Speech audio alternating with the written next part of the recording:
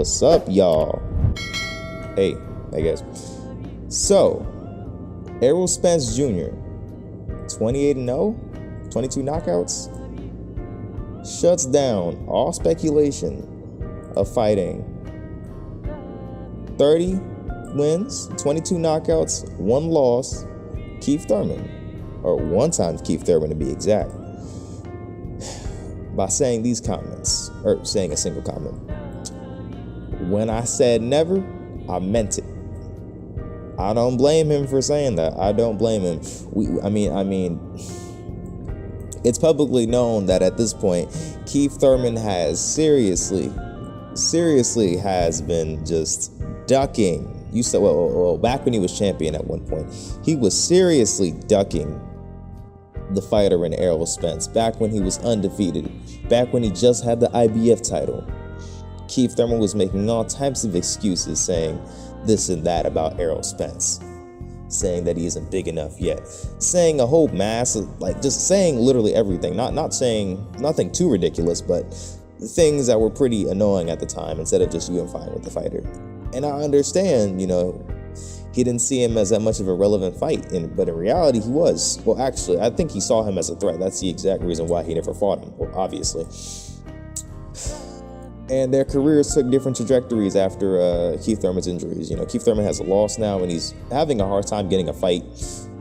And Errol Spence Jr., he's doing great right now. He's doing great. He just became a unified champion. He just beat Yordanis Ugas in a good fight, in a one-sided fight on the scorecards a little bit. It was competitive at first, but Errol Spence started to break him down eventually. Errol Spence got hurt for some reason, wobbled. He stood there, got hurt. It was interesting. And when Errol Spence says these comments, like, when I said I meant it, when I said never, I meant it, it makes sense. It makes sense. Keith Thurman never gave Errol Spence an opportunity for a fight. Really, it's up to Crawford if they don't fight each other. It is. If the Crawford and Spence fight doesn't happen, Errol Spence may have to fight Keith Thurman. Would he go to the extent of vacating his own title just to not fight Keith Thurman? Maybe so. I think that's ridiculous. I think he should fight Keith Thurman if he has to, because an undisputed matchup would make a lot of money. And as for Keith Thurman, this is a good opportunity for him to try to take a title if he's being moved up in the WBC rankings. He only has 1 loss, and it's to Manny Pacquiao. He already beat Danny Garcia. He already beat Sean Porter. He's still a top-level fighter who has a lot of potential in the tank. Terrence Crawford, if Errol Spence doesn't fight Keith Thurman and nothing between Errol Spence and Terrence Crawford happens, I think a fight between Keith Thurman and Terrence Crawford should happen. It's another little resume booster for Terrence Crawford. I expect that fight to be very competitive, actually. I expect that fight to be good. I expect that fight to be a good fight.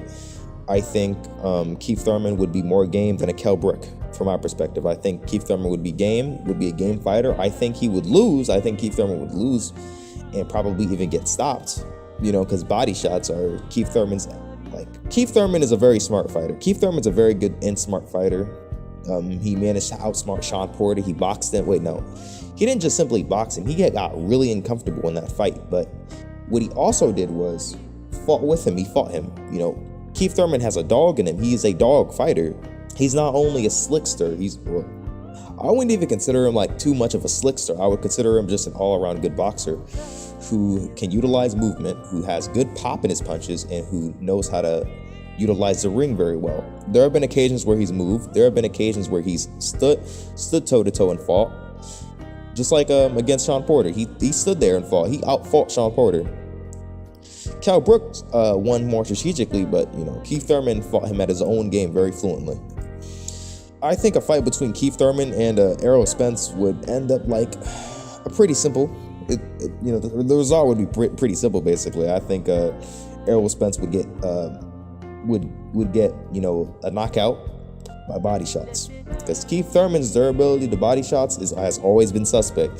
From the Manny Pacquiao fight, from the Danny Garcia fight, from the Luis Collazo fight, body shots have been Keith Thurman's not so bread and butter. Let's just say that. I understand everyone could get hurt to the body. Terrence Crawford got hurt to the body by Jose Benavidez, but he seems to be more known for his body shots and him getting hurt by them. So this fight would be promising, but the way how Keith Thurman treated the prospect in Errol Spence and to not letting him fight or unify makes sense. I don't think it's a scenario where Errol Spence is ducking a Keith Thurman. He just lost to Manny Pacquiao. I doubt that Errol Spence is ducking Keith Thurman. If Errol's like, I'm sure Errol Spence has the confidence to fight a Keith Thurman and win. You know, I don't think he's scared of him. I think the person who would be in more distress to fight Keith Thurman would be a Terrence Crawford. But Terrence Crawford has balls and he's a dog. So despite what many people believe, I think that this is pretty valid, but also Keith Thurman, but also Errol Spence could get his title vacated. And if his title gets vacated, what is he going to do from then on? Matter of fact, I'm looking at these comments, but whatever.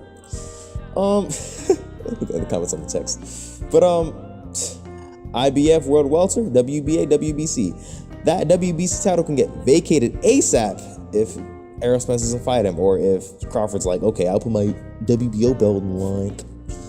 I think both fighters would beat Keith Thurman pretty bad.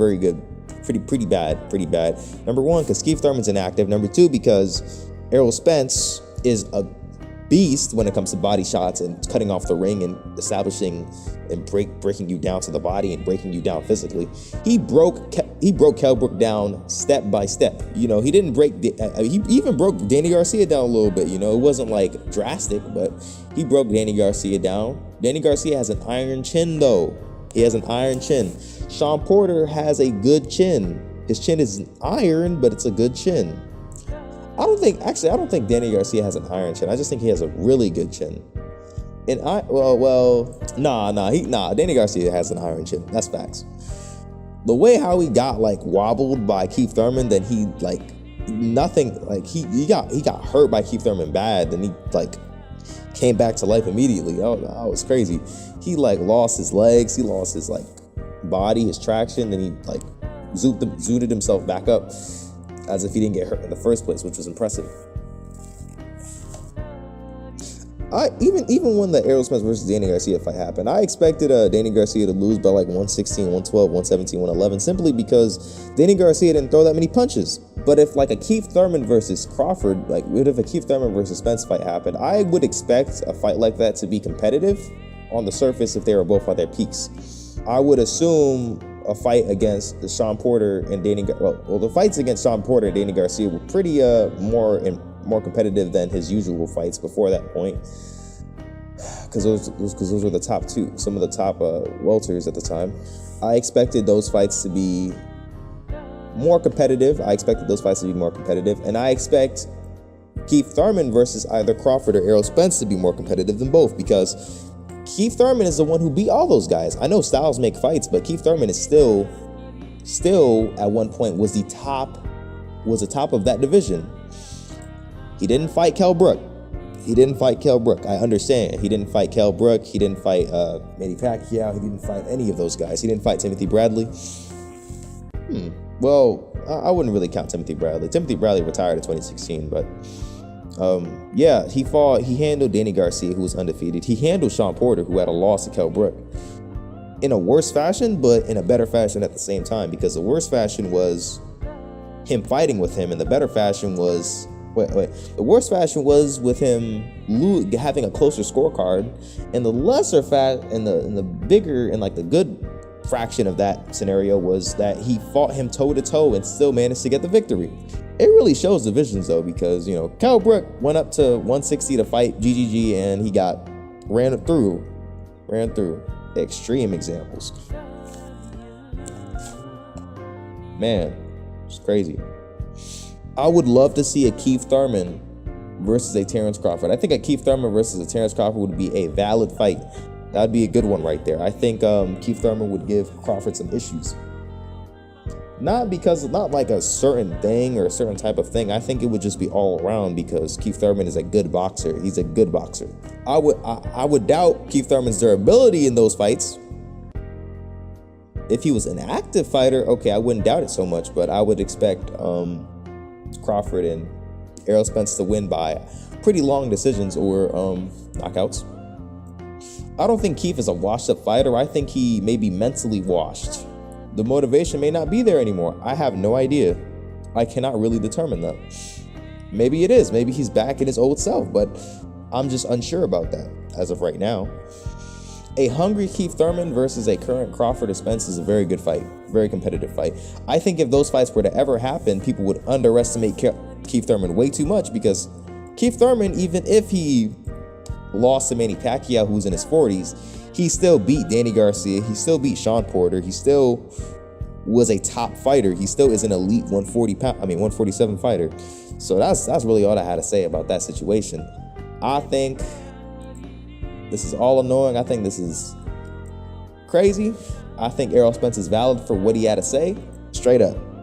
Please like and subscribe. Thank you for watching the video. Please share your thoughts, share your opinions. Please hit the notification bell too if you are subscribed. So, yep. All right, bye. Thank you for watching.